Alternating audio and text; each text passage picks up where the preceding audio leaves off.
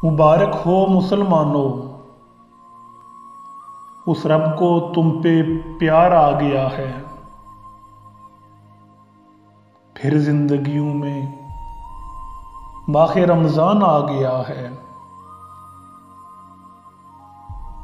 नमाज, तरावी, तलावत का एहतमाम करना,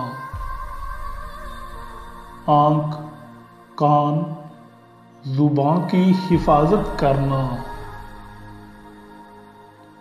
रहमत में लिपटा उस रहमान का मेहमान आ गया है।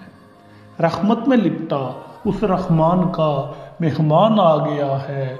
मुसलमानों मुबारक हो, फिर माहे रमजान आ गया है।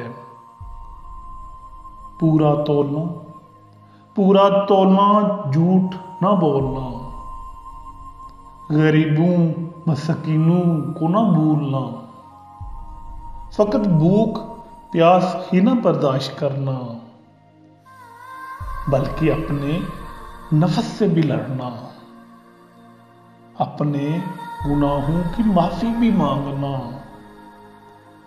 अपने वतन की सलामती भी मांगना, अपने कश्मीर की आज़ादी भी मांगना।